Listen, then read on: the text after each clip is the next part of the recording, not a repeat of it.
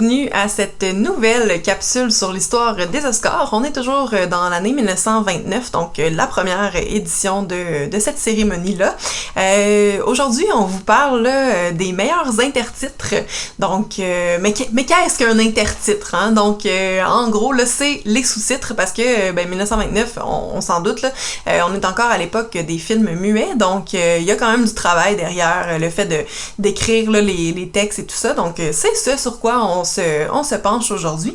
Je suis avec Alex, toujours, que j'ai devant moi. Ça va bien? Ben oui, ça va toujours bien. Ça va être une émission probablement un peu plus courte parce que c'est très particulier comme catégorie. Là. Tu mentionnais là, avant qu'on débute l'enregistrement que c'était une année de rodage pour les Oscars. Ben effectivement, ça paraît avec cette catégorie-là là, qui va disparaître même l'année d'après. Là.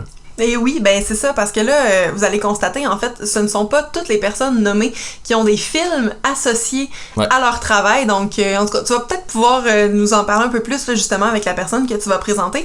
Mais bon, je vais juste expliquer un petit peu plus là, les intertitres. Donc, c'est ça, les lignes de dialogue, la narration, tout ce qui accompagne là, le film muet, avec l'arrivée de The Jazz Singer, qui est la même année. Dans le fond, dès la prochaine cérémonie, la catégorie a été abandonné parce que The Jazz Singer, bon, on rentre pas dans le conflit là parce que c'est un sujet chaud chez nous. Non, mais pas tant que ça. Mais The Jazz Singer a été considéré comme le premier film là, écoute, c'est ça. Le premier film parlant, dans le fond, le premier film à avoir vraiment un dialogue rendu là, live, dans le fond, puis comparativement à tout le reste que c'est pas ça, finalement. Puis on l'a regardé, The Jazz Singer, et c'était excellent aussi. Donc voilà. Donc c'est ça, la catégorie est abandonnée après The Jazz Singer parce que probablement qu'on savait qu'il y avait... que ça s'en allait vers là finalement là. Puis The Jazz Singer pour vrai c'était rafraîchissant là, de voir ça parce que je me garde c'est ça, des émotions cette catégorie là parce qu'il y a juste vraiment une personne qui va être nominée nommée en fait pour un film. On se doute un peu que c'est un peu un Oscar, pas honorifique, là, mais pour récompenser des artisans, justement des title writers, qui évidemment se retrouvent pas nécessairement sans travail. Il y en avait, comme on va voir, là, qui signent aussi des scénarios, mais évidemment ça va devenir révolu, en tout cas. Je sais pas c'est quoi le terme en D qui me vient en tête, mais bon. Donc c'est ça, c'est sûrement pour récompenser justement l'ensemble de la carrière des gens qu'on a fait cette catégorie-là. Mais tu pourrais peut-être commencer avec Gérald Duffy, qui est le seul justement là, qui a un film d'associé à son travail. Il y a 3 nominés dans la catégorie, donc Gerald Duffy, Joseph Farnham qui est celui qui va remporter l'Oscar et George Marion Jr. Donc Gerald Duffy en fait c'est pour le film The Private Life of Ellen of Troy qui est un film perdu, donc on n'a pas pu le voir malheureusement, donc ce qui explique en grande partie aussi pourquoi cette capsule va être un peu plus courte. C'est un film d'Alexander Korda, qui est un grand réalisateur, là, c'est ça, avec des gros studios, des gros films d'envergure. Donc, c'est un film de 1927, un film d'action, d'aventure, on se doute un peu de quoi ça parle, la guerre de Troie, puis Hélène et tout. Donc, une distribution qui comprend Maria Korda, Lewis Stone, Ricardo Cortez, George Fawcett, Alice White et Bill Elliott. Ça raconte justement l'histoire d'adultère entre Hélène de Troie et Paris, son mari Ménélas. Paris, Paris. Oh, s'il vous plaît. Donc, son mari, Ménélas,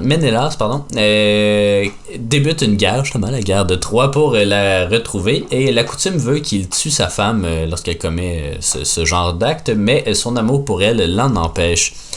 Donc c'est un film perdu, c'est ça comme je l'ai mentionné, il y a 2 sections du début et de la fin qui subsistent encore, soit environ 30 minutes du film. Les bobines par contre sont conservées à la British Film Institute, basée à British Film Institute, là, donc si jamais on fait un voyage justement à Londres, on pourra aller voir, c'est ça. Non mais il m'intrigue ces films perdus là. Il y a quelques extraits je crois là ou des behind the scenes qui se trouvent sur YouTube. On les a vus là, il y a un petit moment déjà, mais c'est ça, ça disait pas, outre que ça montre un film dans l'excès, puis des gros studios, des gros décors, outre ça, il n'y a pas vraiment moyen de juger du film malheureusement. Il y a quelques images également qui subsistent, mais qui nous en disent pas tant que ça non plus. Donc, puis c'est basé enfin sur un roman de John Erskine. Je peux peut-être parler justement de Gerald Duffy, qui est né en 1896 et mort en 1928. Donc 1928. Courte vie, 32 ans. Très courte vie et surtout mort avant la cérémonie des Oscars. Donc ce qui fait en fait de lui le premier nominé à titre posthume. Donc il a été journaliste et auteur. Il est surtout connu justement pour ses contributions au Red Book Magazine. Je sais pas si tu sais c'est quoi ça. C'est comme un Chatelaine en fait aux États-Unis. Donc c'est un magazine, une revue pour femmes qui existe encore aujourd'hui d'ailleurs. Puis il a signé les intertitres ou le scénario de plus de 40 films dans sa courte vie. Puis c'est ça, je l'ai mentionné, nominé à titre posthume. Il n'a pas gagné malheureusement, mais Joseph Farnham, lui, il l'a remporté là. Oui, ben c'est ça. En fait, Joseph Farnham, là, il est né en 1884, mort en 1931. C'était un dramaturge et scénariste à Hollywood. C'est aussi l'un des fondateurs de l'AMPAS. Donc, je pense qu'on va en croiser là, une couple dans nos recherches.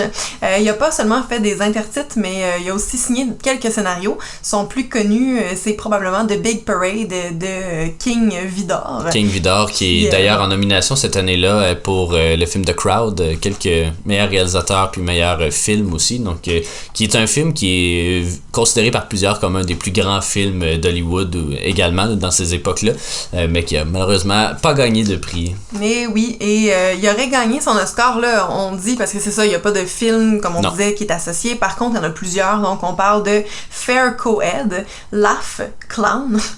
Laugh Clown Laugh. Ah, Laugh Clown Laugh. Ouais, pardon, c'est pas évident avec les virgules. Laugh Clown Laugh et Telling the World. Ouais, je me disais de mais bon, excusez-nous les amis. Puis c'est le premier récipiendaire d'un Oscar à mourir là, justement en 1931. Donc c'est voilà. Pas facile cette catégorie-là, tout le monde meurt dans cette catégorie-là. Puis le dernier en fait, George Marion Jr. Il reste, c'est ça, George Marion Jr. Pas de film associé non plus. 1899 à 1960. Il aurait écrit là, plus de 100 films entre 1920 et 1940. Ça fait un pas pire rythme là, quand même quand on y pense. Il a notamment signé là, les intertitres de Underworld, de Magic Flame, To Arabian Nights qu'on a regardé. Ces trois films-là qui sont d'ailleurs en nomination justement dans cette première cérémonie des Oscars-là. Magic Flame, je crois que c'est pour le Art Direction ou cinématographie, mais c'est un film perdu, donc on pourra pas en parler malheureusement. C'est bien possible. Underworld aussi, on en a déjà parlé, je pense. Et il a fait aussi le scénario de The Gay Divorcee qu'on a déjà vu, qui est un Criterion ou qui est sur la plateforme Criterion. Ouais, on l'a vu sur la plateforme, un film de Fred Astaire et Ginger Rogers. Je pense, si je ne m'abuse, que c'est le premier film dont on a fait la critique pour Ciné Histoire pour le site web. C'était pas une vraie critique, là, c'était le tableau. Ouais, avec, mais c'est quand même le premier ajout. Il y a quelque chose de sentimental là-dedans. Exactement. Puis c'est le fils de George Marion qui lui est un acteur. Donc écoute, c'est ça il n'y a pas grand chose à dire, mais tu sais, on remarquait que souvent c'était la même police là, qui était utilisée d'un film à l'autre. On peut peut-être, tu sais, parce qu'il n'y a pas grand chose à dire là-dessus, mais probablement là, que j'imagine que pour The Private Life of Ellen of Troy, la police devait être différente, un peu grecque, j'imagine. Là, tu sais, c'était pas du. Parce que oui, effectivement, ça se ressemble pas mal tout le temps là, d'un film à l'autre, parce que là, on regarde que ça ces temps-ci, des films muets. Il y avait The Jazz Singer qui était différent, puis The Jazz Singer, c'est le seul que j'ai remarqué qu'il y a vraiment comme une espèce de didascalie dans les intertitres. Puis c'est pas juste des mots, justement. Tu sais, il y a vraiment comme après ça, il s'en va là, non.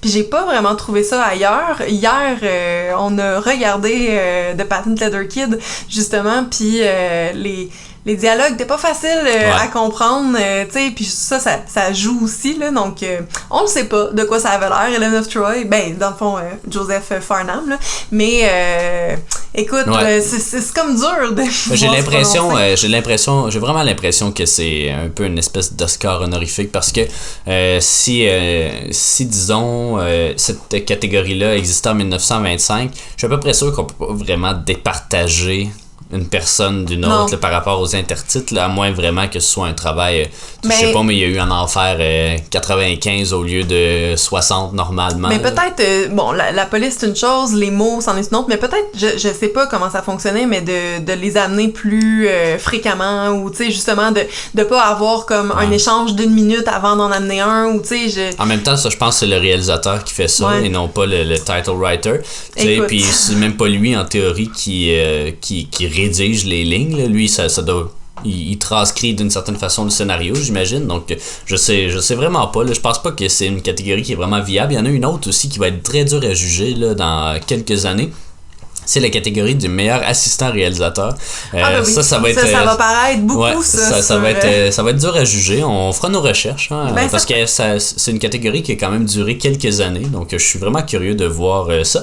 Mais non, tu sais, c'est malheureux que cette catégorie-là soit disparue. Mais évidemment, avec l'arrivée du son, on peut plus faire grand-chose. Là. Peut-être que la personne qui a fait The Artist aurait pu être nominée pour, je sais pas, meilleur scénario. Je pense qu'il l'a été d'ailleurs. Là, c'est Michel Hazanavicius. Mais bon, donc et voilà, c'est ce qui conclut. C'est dur de juger de la performance ou de comparer leur performance. Tout ça, les intertitres dans Underworld puis To Arabian Nights, ils étaient efficaces, mais sans plus. Là. Tu remarques pas ça. Là. À moins Peyton Leather Kid, on l'a remarqué parce que c'était vraiment écrit avec du slang, puis c'était bizarre. Beaucoup de répétitions aussi, mais c'est-tu le scénario qui veut ça?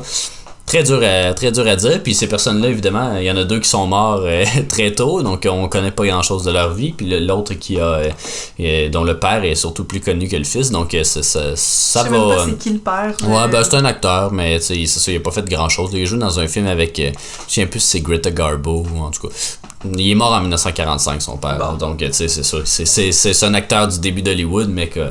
Aujourd'hui, on connaît plus ou moins. Là. Mais qu'on aille à Hollywood, on va reconnaître son nom sur... ses voyages. On va reconnaître son nom sur la Hollywood Hall of Fame. Bugs Bunny a son étoile sur le Hollywood Hall of Fame. J'ai bien hâte de voir ça. Prendre une photo avec ça. Pourquoi pas. Mais oui, c'est malheureusement ce qui conclut cette capsule un peu plus courte sur les intertitres. Donc, merci d'avoir été des nôtres. Puis on se retrouve pour une autre semaine avec une autre capsule. Salut!